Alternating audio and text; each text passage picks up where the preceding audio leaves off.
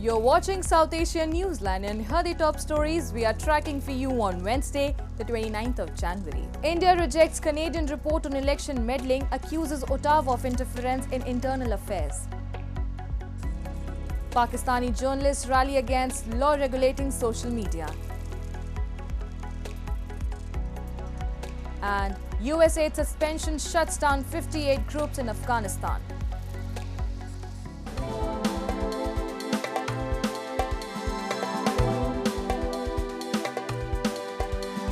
And now for all the details. Amid the diplomatic standoff between India and Canada, New Delhi on Tuesday rejected a report by Canadian authorities accusing it of engaging in electoral foreign interference.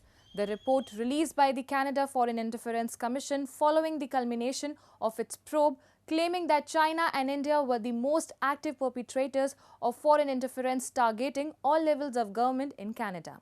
Responding to the accusations, India's Foreign Ministry spokesperson Ranveer Jaiswal said New Delhi was aware of the allegations but firmly rejected the insinuations made against India. He added that instead it was Canada that had been consistently interfering in India's internal affairs, fostering an environment conducive to illegal migration and organized criminal activities.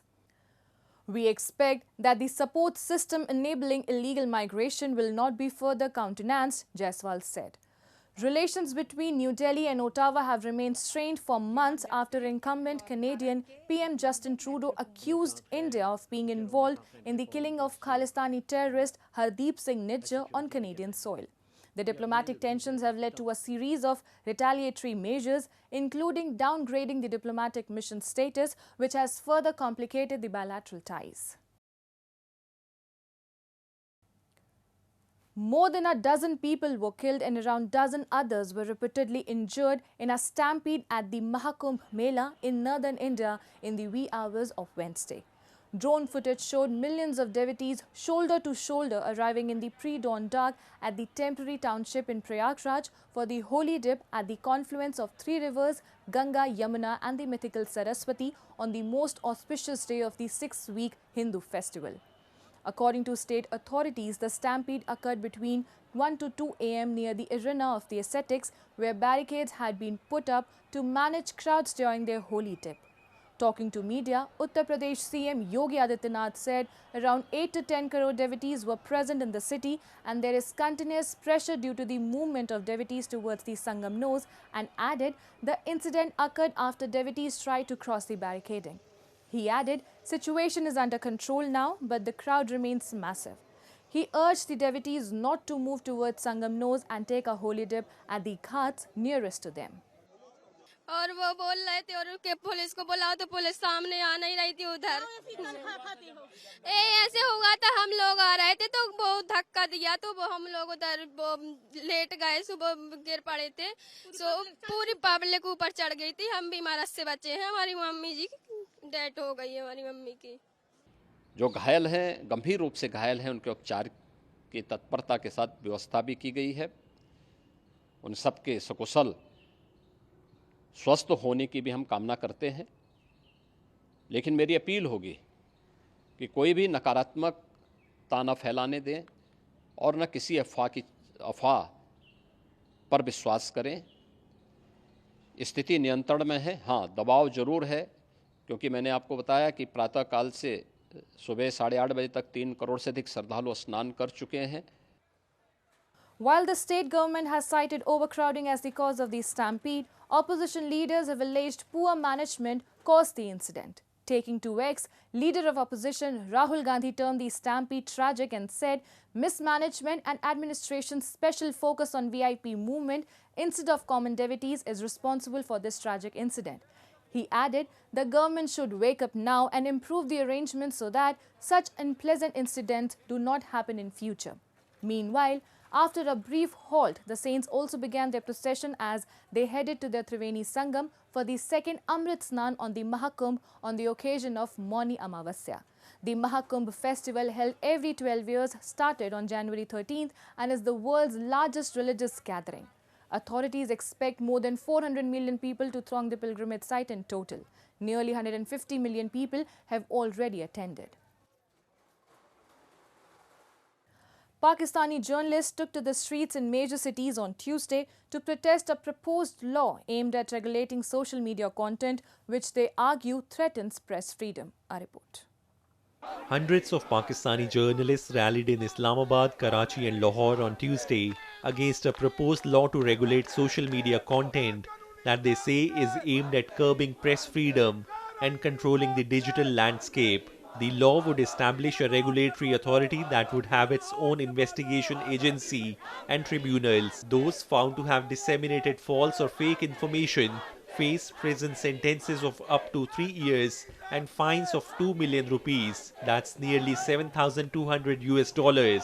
The members of Pakistan Federal Union of Journalists were blocked by police as they tried to march towards the red zone in Islamabad, which houses the Prime Minister's Secretariat, Parliament and diplomatic offices. The Parliament passed the amendments to the law known as Pakistan Electronic Crimes Act last week, but it is yet to be signed into law by the President. The government has defended the new regulations, saying the law is being introduced to block fake and false news. Under that new law which government is trying to impose, the basic fundamental rights are basically taken away from the people of Pakistan regarding freedom of expression. If a journalist asks any question and that question is not liked by the rulers or even by the head of a parliamentary party, you can be picked up, you can go to jail for 3 years. ये आज एहतजाज नहीं था, ये press freedom movement का आगाज़ हुआ है और अब इसके मुख्तलिफ मराहल होंगे. जदोजहद के मुख्तलिफ तरीके इख्तियार करते हुए इसका इख्तिताम वो होगा कि हम पाकिस्तान भर की तमाम पॉलिटिकल पार्टीज़ को, ह्यूमन राइट एक्टिविस्ट को, शहरी आज़ादियों पर यकीन रखने वाले लोगों को और तमाम यूजर्स को मिलकर फिर एक ऐसे एहतजाजी धरने का ऐलान करेंगे जो पार्लियामेंट हाउस के बाहर दिया जाएगा. और तारीख जब हम वो देंगे वो धरना शुरू करने की होगी, खात्मे के नहीं होगी. उस एहतजाजी धरने के बाद या हमारे जनाजे उठेंगे या हमारे पास नोटिफिकेशन होगा कि ये काला कानून वापस हो गया है. Digital media in Pakistan has already been muffled with measures by telecom authorities to slow down internet speeds, and the social media platform X has been blocked for more than a year. Reporters Without Borders, an organization that defends press freedom, ranked Pakistan at number 152 out of 180 on its 2024 World Press Freedom Index. The group also says Pakistan is one of the most dangerous places for journalists to work. The Taliban's Deputy Minister of Economy Abdul Latif Nazari has announced that the suspension of US aid has led to the shutdown of 50 international humanitarian organizations in Afghanistan's 28 provinces. Nazari urged the international community to separate humanitarian assistance from political matters, emphasizing that the people of Afghanistan should not suffer due to political decisions. Following his return to the White House, Donald Trump has suspended all foreign aid, including financial support to Afghanistan, for 3 months. This decision has destabilized Afghanistan's already fragile economy, leading to a sharp decline in the value of the Afghan currency.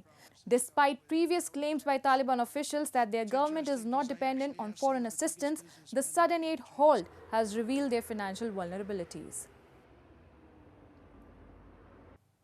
Nepal has drafted a social media bill with stringent provisions which includes measures to control spread of fake news and deepfakes. The social media bill, which was tabled in the National Assembly to regulate the use and operation of social media, proposes severe penalties for individuals involved in spreading misleading or false information through fake IDs or pages on social media. The bill also prohibits spread of harmful or deceptive information that could disrupt national sovereignty, territorial integrity, or national interest. Violations under subsection 3 of the bill carry stricter penalties, including imprisonment of up to 5 years and fines of up to 1.5 million Nepali rupees. Further, the bill mandates additional penalties for those who engage in these activities using children or minors. Anyone found guilty of such acts could face an additional 1-year prison term.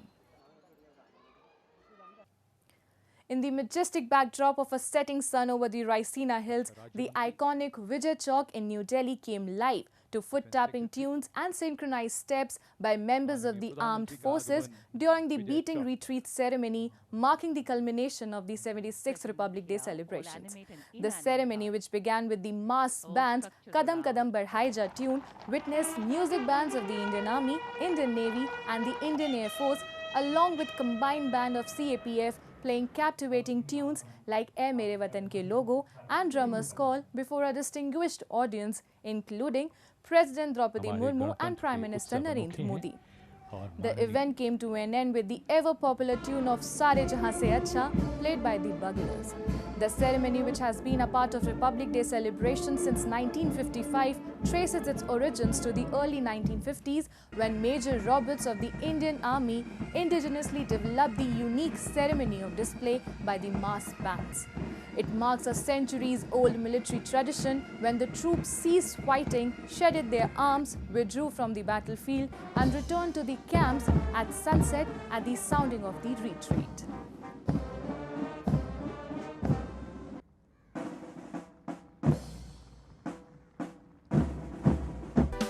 That's all in tonight's edition. We will see you same time. Till then, good night.